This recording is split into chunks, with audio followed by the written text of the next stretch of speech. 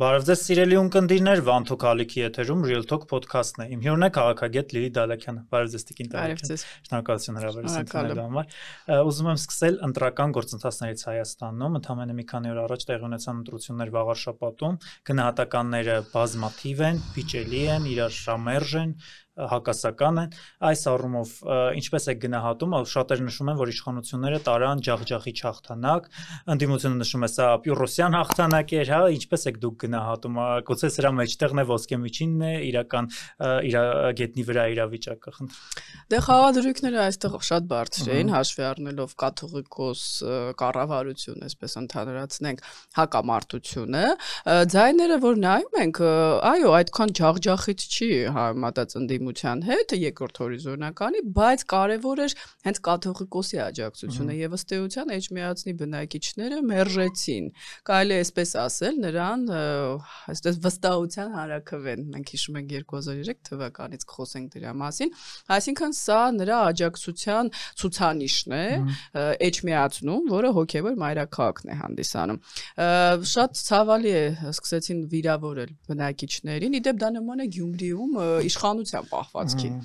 Եկեք հիշենք, որ այնտեղ էլ ռսամոլներ, ռսամետներ էս իրենց բառապաշարով, այսինքն ես չեմ ընդունում ընդհանրապես մարդկանց թիրախավորելը իրենց կարծիքի համար, այլ հարց է, ես դա ընդունում եմ, թե ոչ։ Հիմա էլ հակառակ process-ն է սև սպիտակի։ Կարող ենք ասել, որ իրական այլընտրանք չկար եւ տապալվեց ընդդիմության գաղափարը որպես այլընտրանք։ Այն ուժերն էլ, որոնք ներկայանում էին ոչ նախկին, ոչ ներկա կարգախոսով, մեկը չէին, իդեպ նրանք հիմնականում կամ ավելի շատ պրոիշխանական էին, կամ ավելի շատ պրո-նախկինական եւ ժողովրդի մոտ որևէ վստահություն ըստ էության չվայելեցին։ Սա շատ ցավալի է եւ սա լակմուսի թուղթ է հանդիսանալու նաեւ ապագա խորհրդարանական ընտրությունների համար։ Որովհետեւ կային ուժեր, ովքեր խոսում էին, որ այս ընտրություններով պետք է Հայաստանը Թաթարստան չդառնա, բայց սա համայնքային ընտրություններ են եւ ժողովուրդն էլ կարծեք թե պատասխանեց, չէ՞ Տիկին Դալաքյան դրանը, որովհետեւ ինչի մասին են դրանք, ասենք քաղաքի լուսավորության մասին են, աղբի, շների, էկոլոգիայի կանաչ տարածքների մասին, պոլիկլինիկաներ, այդ հուսահատության գազելների վերացման, այս խնդիրները պետք է կամ այդ մահվան վերելակների։ Ի վերջո ժողովուրդը գնաց եւ տեսանք, որ այնուամենայնիվ ընտրեց մարդկանց, ովքեր հատկապես աչքի չընկան սանձարձակ պահվածքով, չէ՞, նույն կաթողիկոսին էլ այդպես պիտակավորումներ տալով, հետաքրքիր է, որովհետեւ Էջմիածինը ունի այդպես հավատավոր քաղաքի ընկալում, այս մասով որն է ձեր տեսակետը։ Դե Արգիշտի Մեխակյան, այո, շատ խորամանկ վարեց իր քաղաքականությունը, կաթողիկոսին էլ էր անվանում կաթողիկոս, որևէ խնդիր չէր տեսնում։ Այո, պետք է գիտակցել, որ համայնքային ընտրությունները շատ ճիշտ է, նախ եւ առաջ քաղաքի մասին են։ Այլ հարց է, որ օրինակ Գյումրիում Ռուսաստանը դա այլ կերպ էր ընկալում, դե Գյումրին այլ հարց է, այստեղ ռազմաբազայի խնդիրն էլ կա։ Բայց քանի որ ընդհանրապես քաղաքական դաշտում ես չեմ տեսնում խաղափարների պայքար, նույնը վերաբերում է հենց համայնքային ընտրություններին, որտեղ եկեք հիշենք, որ Արգիշտի Մեխակյանը այդպես սուրբ չի, կենցաղային ասած, հաշվի առնելով նախկին քաղաքապետի հետ կապված այդ կոռուպցիոն սկանդալները, հուսով եմ մենք ականատես կլինենք այդ սկանդալների իրավական եզրափակմանը, որովհետև ուղղակի ասել նախկին քաղաքապետը վատներ նորն է եկել եւ ավարտել դրանով ամեն ինչ, չեմ կարծում, որ դա ճիշտ է ԿՊ-ի տեսանկյունից, բայց այո, իր ավելի բալանսավորված դիրքորոշումը կաթողիկոսի հանդեպ, որին ես ինքս իհարկե չեմ ընկալում որպես օբյեկտիվ անձնավորություն կամ Հայաստանի շահերը պաշտպանող մարդ, իհարկե ցույց է տալիս, որ ժողովրդին իհարկե դուր չեն գալիս մեր հոգևորականների հատկապես վերջին արկածները, բայց ընդհանուր առմամբ ժողովուրդը նաև չի ողջունում այդ ատելության եւ սև սպիտակը բաժանելու քարոզը։ Եվ ազատությունը չի նշանակում ամենաթողություն, դա էլ պետք է հիշենք։ Եվ հետաքրքիրականն է ինչ, որ եթե համեմատում ենք 2003 թվականի ընտրությունները, քանի որ դուք էլ թեմատիկ ունեք ստատուս գրած, ուզում եմ վաղ շրջանից, քանի որ դուք էլ դեռ երիտասարդ եք եղել եւ մասնակցել եք, հա, բոլոր այդ ցույցերին, ուզում եմ համեմատական զուգահեռներ, այսպես ասած, անցկացնենք այդ շրջանի մեջ, որովհետեւ ընդդիմությունը այնպես է ներկայացնում, որ կատարյալ բռնաճնշումներ են, հալածվում են, քաղաքացիալներ, արդյոք սրանք իրականությանը համապատասխանում են, թե միգուցե իրական հալածանքները եւ բռնաճնշումները հենց 2003 թվականին Ռոբերտ Քոչարյանի օրոք։ Գիտեք, մենք ձեզ հետ խոսել ենք դրա մասին, որ քանի որ քննադատողները իրենք ավելի բացասական անցյալ ունեն, միշտ էլ իշխանությունները հաղթող են դուրս գալու։ Եթե այո, ես այսօր տեսնում եմ իրոք, որ իշխանությունները վարում են հատուկ սև-սպիտակի քաղաքականություն, շատ հաճախ կիրառում են այնպիսի խափանման միջոցներ, որոնք արդարացված չեն, մենք օբյեկտիվ պիտի խոսենք, բայց դա չի կարող քննադատվել այնպիսի մարդկանց կողմից, որոնք միջամտում էին падգամավորների աշխատանքին եւ այդ օրենքը անվանում էին ականջ քաշելու օրենք падգամավորների, հենց նույն 2003 թվականի մասին ենք խոսում։ Այո, մենք որպես մասնակիցներ, ես գիտեմ, որ նաեւ դու էլ եւ քո ընտանիքը ավելի ճիշտ մասնակցել այդ ցույցերին եւ ես կասեմ մեծամասնությունը հայ ժողովուրդը գիտեք ինչքան էլ հմեկ հեռուստաընկերությունը իր լրագրողներով ցույցեր տալիս, որ այնտեղ 2-3 արևած աղիք վաճառող են լինում, մենք հիշում ենք, որ ցույցերը ձգվում էին մինչեւ Պոնչիկանոց եւ օպերայի հրապարակ։ Թատերական հրապարակ, իսկ Ռոբերտ Քոչարյանի աջակցության ցույցերը ավարտվում էին այնտեղի մասնակիցների միացմամբ, այսպես ասենք, ընդդիմության ցույցերին։ Եվ ես ուղղակի մի մեջբերում կանեմ մայեստրո եւ իրոք մեծ Հայասեր Օհանդուրյանի խոսքերից, եւ նա հրապարակում ասեց մի նախադասություն, որը այսօր էլ ակտուալ է. Պարոն Քոչարյան, հասկացեք ժողովուրդը ձեզ չի սիրում, ինչպես նա իրեն բնորոշ տոնայնությամբ ասեց, դա ակնհայտ է։ Իդեպ դուք էլ չեք սիրում ժողովրդին, դուք որ խոստովանում եք, որ ստիպված գնում եք մարզեր, պարոն Քոչարյանը ժողովրդական անձնավորություն չի, իհարկե նա էլիտա էլ չի, եկեք հասկանանք, որ նրա մեջ ոչ թե կապույտ արյուն է հոսում արիստոկրատի, այլ հասարակ Արցախից նա անձնավորություն է եղել մինչև խելացիության շնորհիվ միլիարդատեր դառնալը, բայց այն, որ նա տանել չի կարողանում մարդկանց հետ շփումները, հենց դա իր վատ կողմն է բացասական, ի հակադրություն Փաշինյանի, որը սիրում է այդպես, դա PR-ի մաս է, գնալ ժողովրդի հետ շփվել։ Իհարկե Քոչյանը ընտանիքի այլ անդամներին փորձեց նույնպես ուղարկել ժողովրդի հետ շփման, բայց դա այնքան արհեստական էր դիտվում, որ նույնիսկ պետք չի, ավելի լավ է ընդունել, որ դուք ուղղակի այդպես վերին արտիցորեն եք եւ չարժի, որ դուք ժողովրդի հետ շփվեք։ Եվ հիշում եք, որ հենց այդ 2003 թվականին Սահմանադրական դատարանը նշանակեց, այսպես ասած, վստահության հարակվե, իբրև թե խորհրդատվական բնույթ կա, պետք է դա նշանակեր, բայց այդպես էլ դա տեղի չունեցավ, 1 տարի անց ընդդիմությունը հիշում ենք դուրս եկավ ցույցերի բողոքներով, որ պետք է այնուամենայնիվ այդ հանրակրվեն տեղի ունենա, սակայն իշխանությունը որոշեց այդ մարդկանց ջարդել։ Իդեպ ես կասեի, որ այսպես կոնսպիրոլոգները միշտ փնտրում են Սերժ Սարգսյանի ձեռքը եւ 2002 թվականի անվստահության արտահայտման process-ում ազգային ժողովի կանոնակարգի հետ կապված եւ վստահության հանրակրվեի վերաբերյալ Սահմանադրական դատարանի եւ դատարանի նախագահի Սերժ Սարգսյանի կապերի մասին բոլորը գիտեն։ Մի բան ակնհայտ է, ընտրությունները այնքան կեղծված էին եւ այնքան ակնհայտ էր, որ դրանք կեղծված էին, որ նույնիսկ Սահմանադրական դատարանը, որը լիովին գտնվում է Ռոբերտ Քոչարյանի վերահսկողության տակ, այո, կոնտրոլի տակ չկարողացավ ասել, որ սրանք եղել են արդար թափանցիկ ընտրություններ։ Դեռ Եվրախորհրդի մասին չխոսեմ, այսօր մոդայիկ է գնալ ԱՄՆ-ի դիրքորոշման մասին չխոսեմ, Քոչարյանի վերաբերյալ նա էլ չէ խոսում է ԱՄՆ-ի հետ արդեն հարաբերությունների կարգավորման մասին, ասենք 1001-ի մարտահրավերների ծրագիրը ինչու ընդհանրապես կասեցվեց, Հայաստանը որքան դրանից տուժեց, ինչ ասեց Քոչարյանը եվրոպացի դիտորդների մասին, հիմա դրա մասին չխոսենք։ Այսինքն ակնհայտ է, որ Ռոբերտ Քոչյանը երբեք չի վայելել, իդեպ Սերժ Սարգսյանն էլ դա վերաբերում ժողովրդի լայն զանգվածների վստահությունը։ Այն տոկոսը, որ նա հիմա ունի, դա նախկին իշխանությունների ժամանակ պաշտոններ զբաղեցրած մարդիկ են եւ պաշտոններից զրկված, կամ այնպիսի մարդիկ, որոնք ենթարկվելով ռոպագանդային հավատում են, որ Ռոբերտ Քոչարյանը, եթե գա Վլադիմիր Պուտինը մեզ շատ կսիրի կպաշտպանի, այդ պրիմիտիվ բարձունակ բացատրությունը, որ նա իրոք այսպես ազգային ազատագրական պայքարի հերոս է, Արցախը հետ կբերի, նրա իշխանության օրոք փայլուն գույք պարտքի դիմաց գործարք ինքը ասեց, չէ, փայլուն գործարք է եղել։ Մեկ օրինակ բերեմ, Մարս գործարանը, որը գնահատվել էր $240 միլիոն, այն ժամանակ ընդամենը $100 միլիոն դիմաց մի քանի գործարանի հետ միասին հանձնվել է Ռուսաստանին։ Ինչ վիճակում է այսօր Մարս գործարանը եւ իր հզորության ինչ չափով է աշխատում։ Այո, երկաթուղում ընդհանրապես ինչ է կատարվում, դա Սարգսյանն է արդեն վերաբերում, սա բոլորը գիտեն եւ դրա մասին նույնիսկ չարժե խոսել։ Խոսենք նաեւ մարտի 1-ից, ընդամենը անցյալ օրը ազգային ժողովում լսումներ տեղ ունեցան մարտի 1-ի հարցերի հետ կապված, շատ սուր ելույթներ հնչեցին ազգային ժողովից, հա, ոգևորիչ, բայց կարծեք թե այսքան տարիներ են անցել, դեռևս մարտի 1-ի գործը բացահայտված չէ, գլխավոր դատախազը նաև այնտեղ ուշագրավ ելույթով հանդես եկավ եւ կարծեք թե խոստումնալից էր այն իմաստով, որ ինչ որ փաստերի հրապարակման մասին խոսեց, դուք ինչպես եք վերաբերում այս գործընթացին։ Ճիշտ ասած, ես ներկա էի լսումներին եւ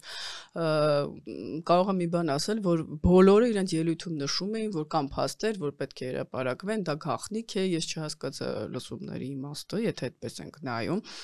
եւ դա իդեպ առաջացեց հարազատների նաեւ դժգոհությունը, հաջորդը անդադ ասում են, որ իրատեսական է, ուրեմն նույնականացնել, թե ովքեր են օգտագործել Չերյոմուխա 7 այդ զենքը, որը իդեպ իրենք իրավունք չունեն, բայց հիմա մենք չունենք այդ տեխնոլոգիաները, մենք դիմել ենք մեր գործընկերներին, այսինքն քանի տարի է պետք դրա համար, կամ հստակ հայտնի են հրաման տվողները, մենք զուգահեռաբար մարտի 1-ի գործով գիտենք Ռոբերտ Քոչարյանն է անցնում, Սեյրան Օհանյանը, Յուրի Խաչատուրովը եւ այլն։ Այո, ինչպես է Ֆարմանյանի գործը, հարազատներից մեկի մասին ընդդեմ Հայաստանի Հանրապետության ազդելու նրանց մեղադրանքի վրա, այսինքն լավ, չի կարելի իդենտիֆիկացնել, կարելի է իմանալ ով է տվել հրաման։ Ով է բերել, եթե բերել են, ասում են, այդպես է Զորք Լեռնային Ղարաբաղից, արդյոք ռուսները ներկա են եւ այնտեղ ոմանք նշում էին, որ դիպուկարների մեջ եղել են այլազգիներ, բարձր է, որ դա հայերի մասին չի խոսքը, այսինքն ինչու են այդտեղ հայտնվել։ Նույնիսկ եթե դժվար է նույնականացնել զենքը, կրկնեմ, շատ հեշտ է նույնականացնել հրաման տվողներին։ Այս լսումների նպատակը ես ցավոք պիտի ասեմ, որ ընդհանրապես երևի նոր դիվիդենդներ շահելն էր, որ ցույց տալու համար, որ այնտեղ հնչեցին տեսակետներ Բանդա, Քոչարյանը, այսինքն ընդդեմ Քոչարյանն է, հասկացանք, որ նախընտրական է։ Այո, որը մեկի համար նորություն չէր, բայց որն է լինելու ընթացքը, դա նմանվելու է հոկտեմբերի 27-ի բացահայտմանը, նմանվելու է, չգիտեմ, 44 օրյա պատերազմի, ապրիլյան պատերազմի, ինչին է նմանվելու, կամ Ռուսաստանը մեզ չի արտահանձնում Գևորգ Կոստանյանին։ Միայն Գևորգ Կոստանյանի համար եք դիմել, կան Ռուսաստանում այլ մարդիկ, որոնց համար դիմել եք, եթե դիմել եք չեն արտահանձնում, ասեք, եթե Ինտերպոլը դադարեցրել է հետախուզումը, ասեք, ԱՄՆ-ին դիմել եք, ներկայացրել եք ապացուցողական բազա, Ֆրանսիայի կան օլիգարխներ, ովքեր եվրոպական երկրներում Միացյալ Նահանգներում։ Բացի այդ, գիտեք, կոնվենցիա կա, նույնիսկ ուրեմն արտահանձնման վերաբերյալ եվրոպական կոնվենցիա, Հայաստանն էլ դրա անդամ է, որ նույնիսկ եթե նրանք այլ երկրի քաղաքացի են, դա չի ազատում քրեական պատասխանատվից, տվյալ երկիրը պետք է ինքը սկսի նրա հանդեպ հետապնդում։ Թե կարտահանձվի թե ոչ, դա էլ արդեն կախված է Հայաստան տվյալ երկիր երկում պայմանագրից։ Այսինքն ուղղակի ասել, որ գնացել են եւ մեզ չեն տալիս, Ռուսաստանի դեպքում հասկացանք, այնտեղ օրենքը չի գործում, բա մնացածը։ Հաշվի առնելով, որ գլխավոր դատախազը հավեսճախակի է հանդիպում Ռուսաստանի գլխավոր դատախազի ներկայացուցիչների հետ, այնտեղ կոնսուլտացիաներ են տեղի ունենում, խորհրդակցություններ եւ այլն, երևի թե Ռուսաստանը այդքան էլ օտար երկիր չէ, ես իմաստով նաեւ ժողովրդավարության։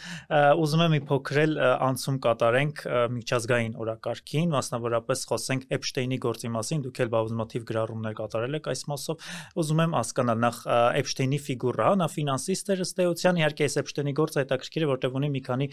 կոմպոնենտներ, կա այդտեղ քաղաքական մասը, կա բարոյական մասը եւ բնականաբար ֆինանսական մասը, բայց մեղադրանքներ, որոնց մեջ էլ ըստ էության սլաքները ուղղում են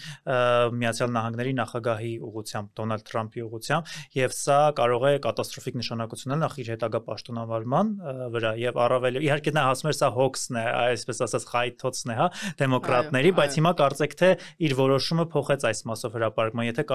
դուք կարող եք մանրամասներ ներկայացնել այս մասով։ Դե այս դրությամբ մենք գիտենք, որ արդեն կոնգրեսը եւ ներկայացուցիչների պալատը քվեարկել են հօգուտ սենատը, ներողություն ներկայացուցիչների պալատը, այսինքն ամբողջ կոնգրեսը հօգուտ Էփշտեյնի նամակագրության հրապարակման եւ մնում է որ Թրամփը ստորագրի թե ոչ կիմանանք առաջիկա ժամերի ընթացքում։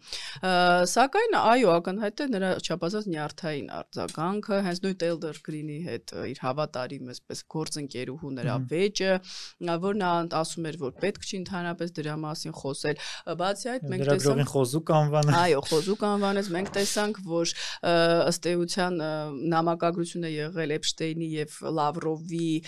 հանդիպումը կազմակերպելու նպատակով Նորվեգիայից պաշտոնյաների հետ, այսինքն արդյոք հանդիպել են թե ոչ։ Գիտեք, շատերը կասկածում են, որ ոչ թե Տրամպի նկատմամբ Ռուսաստանում կա կոմպրոմատ, այլ արդյոք Էփշտեյնը կարողացել է այդ փաստերը փոխանցել մինչև իր մահը կասկածելի ռուսական կողմին, եւ քանի որ Տրամպի քաղաքականությունը Պուտինի հանդեպ չափազանց անհասկանալի է եւ նրա մեղմ դիրքորոշումը, այսպես կոնսպիրոլոգների համար սա հիմք է տալիս մտածելու, որ ուրեմն կան այդպիսի փաստեր։ Իդեպ պետք է նշենք, որ այո, Էփշտեյնի գործում եւ Բիլ Քլինտոնի անունն է նշվում,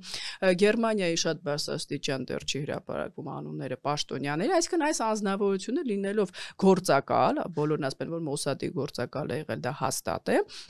փորձել է վարկաբեկել տարբեր ուրեմն պաշտոնյաների նրանց առաջարկելով այսպիսի ծառայություններ։ Իհարկե դրանք նկարահանվել են եւ եթե Ռուսաստանում դա նորմալ է, դու տեսար վստահ եմ պրոյեկտի եւ ինսայդերի հրապարակած ուրեմն խայտառակ հետաքննությունը Վլադիմիր Պուտինի արկածների մասին, որ ավանդական արժեքներին ընդհանրապես չէր վերաբերում, այդ թվում անչափահասների մասնակցությամբ դա փաստը, այո, դա փաստը կարող են դիտել մեր կնդիներ, իդեպ խորհուրդ եմ տալիս դիտել, Ռուսաստանում սա էֆեկտ չի ունենում, հակառակը ես մի մեջբերում կանեմ, երբ Նետանյահուի վերաբերյալ, որ նա բռնաբարել էր կամ սեռական բնույթի գործողություններ էր կատարել 10 կնոջ նկատմամբ 2006 թվականին գործ կար, եւ Վլադիմիր Պուտինը հանդիպեց արտգործնախարար Իսրայելի, նա մի նախադասություն ասաց, որ ձեր ջերմ բարևները, իմ ջերմ բարևները կհայտնեք ձեր իսկական տղամարդ Նետանյահուին, ղեկավար, որը կարողացել է բռնաբարել 10 կնոջ, իբրև թե հումոր էր անում, բայց յուրաքանչյուր հումորի մեջ կա ճշմարտության հատիկ։ Այնպես որ եթե դա Ռուսաստանում ռումբի էֆեկտ չի ունենա, հակառակը գուցե կգտնվեն մարդիկ կասեն իսկական տղամարդ է, Միացյալ Նահանգներում հիշելով նաև Բիլ Քլինտոնի տարիները, սա ունենալու է հետևանք։ Համենայն դեպս սպասենք եւ հուսով եմ Տրամպը չի փոխի իր քաղաքականությունը եւ կստորագրի, արդյոք ինչ հատված կհրապարակվի, կլինեն արդյոք փաստեր, որ չեն թողնի, որ հրապարակեն, որովհետև մենք այսօր գիտենք, որ այսպես ասած ուժային կառույցները լիովին ենթարկվում են Տրամպին, Բոլտոնի հատկապես դեպքերից հետո առաջիկա օրերի ընթացքում պարզ կլինի։ Շատ ճիշտ նշեցիք, մենք հիշում ենք Տրամպի առաջին պաշտոնավարումը, երբ նա առավելապես ըստ էության այդ նեոկոնների շրջանակը կար իր շրջանում, հիմա առավելապես մագայականներն են, կար նաև Իլոն Մասկի ֆիգուրը, բայց նա իհարկե առանձնացավ եւ հիմա էլ մագայականների եւ իր մեջև է կարծեք թե անջրպետ ստեղծվում նոր, սա ինչպես կբացատրեք, որ եւ Տրամպի դիրքորոշումը փոխելն էլ մենք հասկանում ենք, որ միացյալ նախնա պոպուլիստ է վերջո, հա, եւ ժողովրդի կարծիքին հագուրդ է գնում ինչ որ իմաստով, բայց կան նաև հանրապետական կուսակցության դիրքորոշումը, որ չէ այնուամենայնիվ պետք է հրապարակվեն այդ Էփշտեյնի, հա, հետաքննությունները, այնտեղ դուք ինչպես եք վերաբերում այս ամեն ինչ, state էր կոչվում, կարծեմ այո, այդ փաստաթղթերը, որ պետք է լինի, արդյոք սա զուտ հանրային կարծիքին այսպես ընթառաջ գնացին։ Այո, որովհետև արդեն լուրջ ճնշում կար եւ հատկապես այո մագայի անդամների, Տակեր Կարլսոնի, Իլոն Մասկի կողմից, հիշում եք Մասկը ասաց, որ Տրամպի անունն էլ կա այդ փաստաթղթերում, հիշում ենք Տրամպի պատասխանը, դավաճան անվանեց, սպառնաց սանկցիաներով Տեսլայի նկատմամբ, այսինքն սա հանրային ճնշման արդյունք է եւ սա լավ է, սա ցույց է տալիս, ինչպես Ուկրաինայի կոռուպցիոն սկանդալի դեպքում, որ այդ երկրում կա ժողովրդավարություն, որ հանրության կարծիքը կարևոր է։ Իհարկե չգիտես ինչու դրա մասին խոսում են երկրներ, որտեղ հանրություն գոյություն չունի, որպես այդպեսին, այսինքն ոչ թե այո, միանձնյա որոշում եւ դա դեկորացիա է, օրինակ այնտեղ Գոսդուման եւ հակակոռուպցիոն մարմինները, բայց սա լավ է։ Այլ հարց է, թե դա ինչ էֆեկտ կարող է ունենալ միջանկյալ ընտրությունների վրա, բայց այն որ հանրապետական այո բաժանված է երկու մասի, մի հատվածը իրական հանրապետական թևն է, որը Ռուբիոն է ներկայացնում այս բանը, չնայած նա նախկինում ուրեմն քննադատում էր Տրամպին, Եվ եթե չեմ սխալվում, դեմոկրատներից էր նախկինում առաջադրվել որպես նախագահի թեկնածու։ Այո, Վոլցն է, շատ են, ուրեմն իսկ մյուս կողմում պոպուլիստական այդ մագայական հատվածն է, այն կնոջ հետ, որը հանդիպել էր Կիրիլ Դմիտրիևի հետ, նրա գլխավորությամբ, որը NLO-ներից է խոսում, թռչող ափսեներից է խոսում, այսինքն պետք է նշենք, որ պոպուլիզմը փաստորեն տեղ ունի ոչ միայն մեր տարածաշրջանում, այլև ամբողջ աշխարհում, սկսած Վենեսուելա ավարտած Ֆիլիպիններով օրինակ։ Շատ դրամաբանական եկեք հասակ այդ կետին, ուզում եմ փոքրել խոսել Ռուսաստանի մեկ այլ դաշնակից երկիր Վենեսուելայից, այնտեղ ինչպես է գնահատում քաղաքական իրավիճակը, մենք տեսանք Միացյալ Նահանգների հետ հարաբերությունները վերջին օրերին աննախադեպ մակարդակով ըստեյության սրվում են, Միացյալ Նահանգները կարծեք թե իր այդ նավը չէ, ռազմական մոտեցրեց այնտեղ իրենց ջրերին եւ սպառնալիքներ, որոնք փոխադարձ ըստեյության հնչում են միած նկատմամբ ղեկավարությունների մակարդակով ինչպես է սա բացատրում Վենեսուելան ինչով է հայտնի այնտեղ բնակության 80%-ը աղքատ է եւ գիտենք որ 90%-ն է այո աղքատ եւ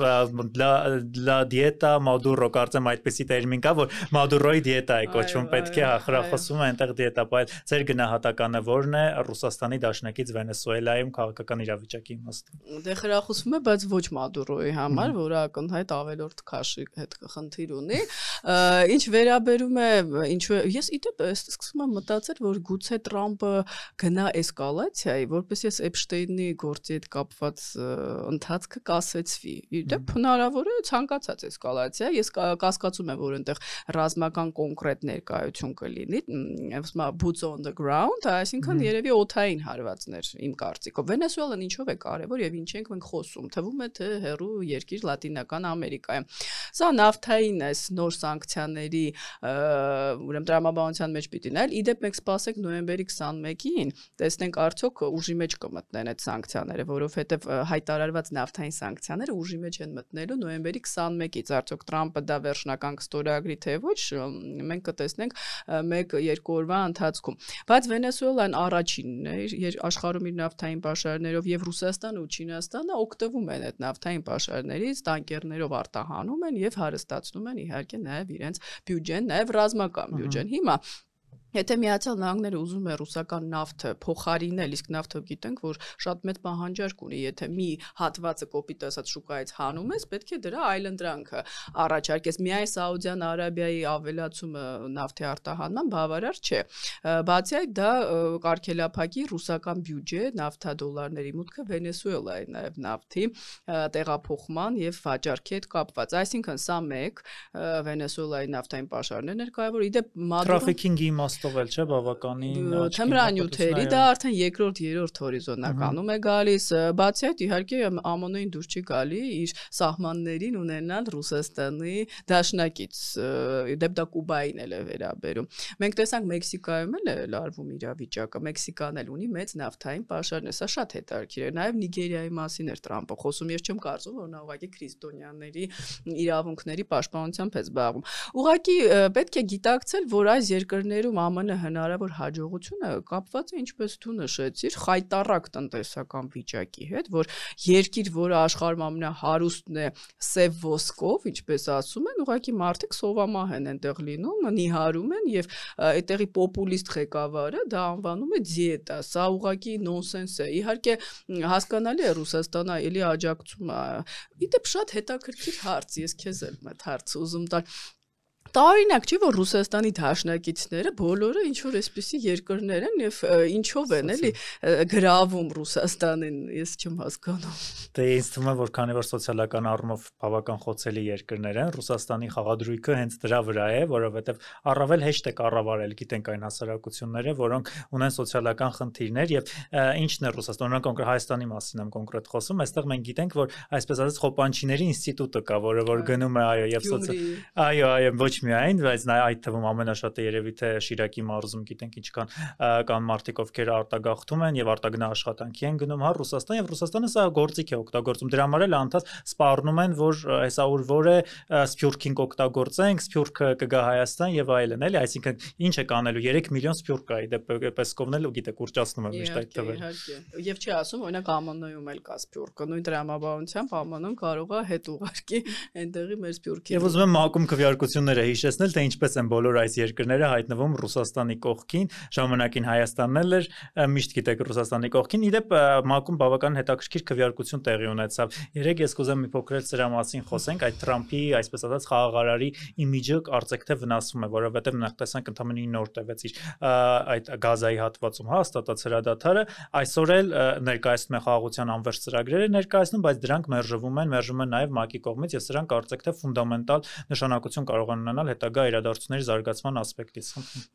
Տեսեք, հենց այս ծրագիրը ինքը անիրատեսական է ինչու։ Չնայած Իսրայելը ողջուն է այս բանաձևի ընդունում, բայց հասկանալի էր, որ Համասը չի ողջունելու եւ շեշտը դրա վրա էր այս խորամանկության դրված, որ մեկ է իրենք մերժելու են, ինչպես Ուկրաինան Ռուսաստանից ծրագրերը, ինչու մենք մերժենք, Համասը չի կարող իր զենքերը վայելել, նախ դա Համասը չի որոշում, պարզ է, որ այնտեղ ուղղակի այդպես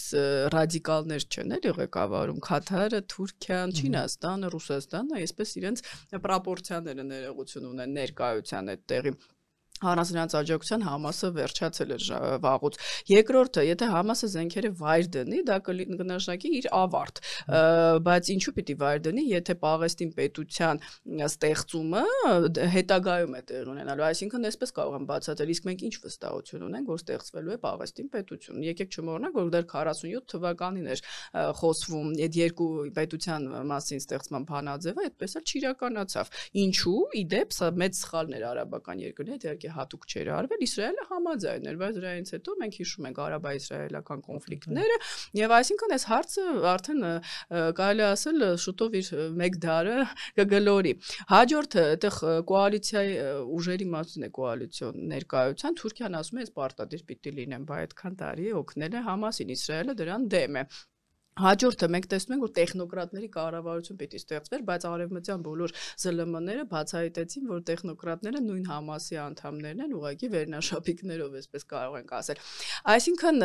Նետանյահուն էլ միշտ բարձրաձայնել է, որ Պաղեստին պետություն չի ստեղծվելու։ Այդ ինչ եղավ, որ Նետանյահուն 1 ժամում փոխեց իր քաղաքականությունը։ Հետարքի էր նաև Չինաստանի եւ Ռուսաստանի ըստեյության չմասնակցելը քվեարկության։ Այսինքն բոլոր երկրները այսպես են մտածում, չմերժենք, Տրամփն է համել ինչ վատ ծրագիր է, ոչ են ասի, բա դուք ինչ եք մերժել խաղաղության ծրագիրը, ուղղակի չենք մասնակցում, մեկի դա չի իրականանալու, դա մնալու է թղթի վրա։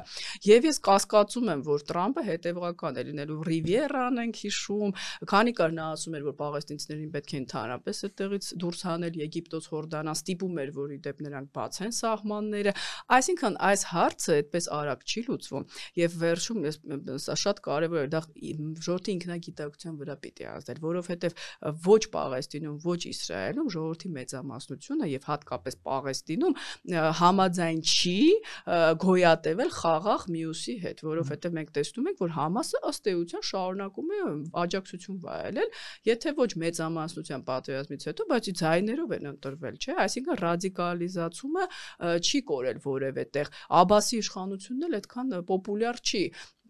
Արևմտյան ափում է նա միայն իշխում։ Էլ չասած, որ վերջերս Քնեսետում բանաձև ընդունվեց, իդեպ Ջեյդի Վենսը քննադատեց ԱՄՆ փոխնախագահ, որը վերաբերում է նոր բնակավայրերի յուրացմանը, այդ պասիլենյաններ ներողություն, որ ասում են ռուսերեն,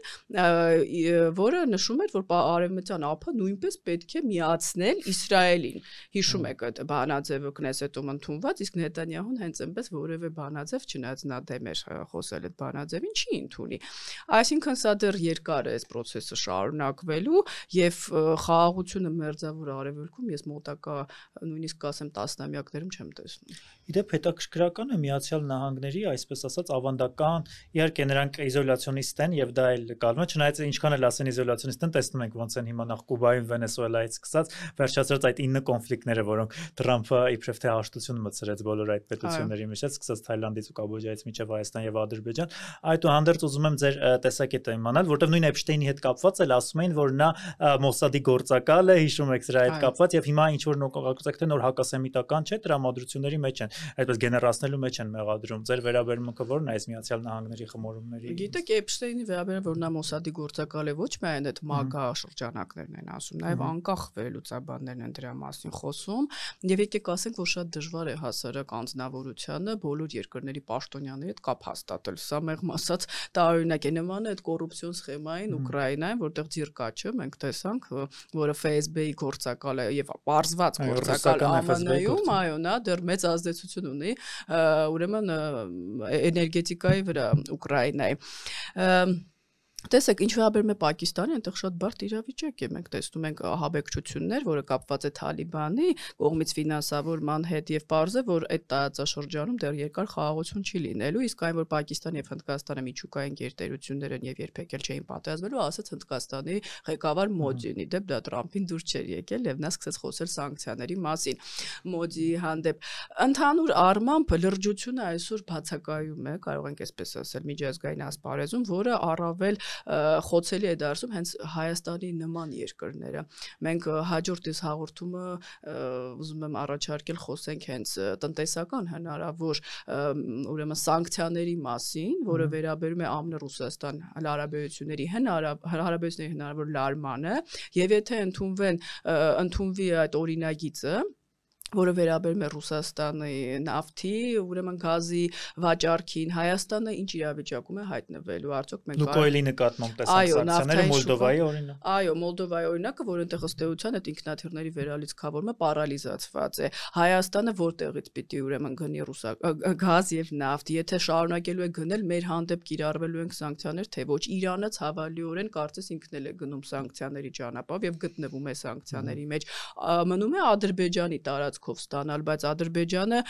այնպեսի երկիր չէ, բայց պարզ է, որ մենք պիտի ստանանք որևէ տեղից գազ։ Արդյոք եվրոպական երկրները եւ ԱՄՆ-ն կստիպեն, որ Ադրբեջանը մատակարարի գազ եւ մատակարարի կներեք նորմալ, ոչ թե անջատումներով։ Թուրքիային ինչու չեն կարողանում ստիպել բացել սահմանը, արդյոք կկարողանան թե ոչ։ Սա լուրջ հարցեր են, որ մենք շատ հաճախ այո, ասում են, խոսում ենք Վենեսուելայից եւ այլն, կարեւոր է խոսել նաեւ մեր տարածաշրջանում ինչ է կատարվում։ Իհարկե դա ազդեցություն ունենում է, որ մենք խոսում ենք Կուբայից մեր տարածաշրջանի վրա, որտեղ աշխարհը գլոբալիզացված է, բայց այն որ Հայաստանը կարող է լուրջ խնդիրների առջև կանգնել եւ այլևս չկարողանա շրջանցել սանկցիաները եւ Եվրոպայի եւ Տրամփի կողմից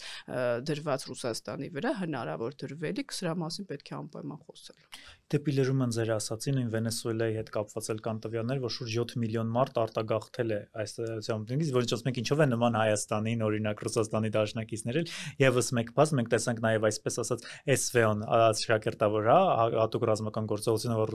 Ռուսաստանից քանի մարդ դուրս եկավ։ Չնայած որ դրան դա համարվում է բռնապետական կարգերով երկիր, այնուամենայնիվ ժողովուրդը միշտ ձգտում է դեպի ազատությունը, էլի սա։ Լավ,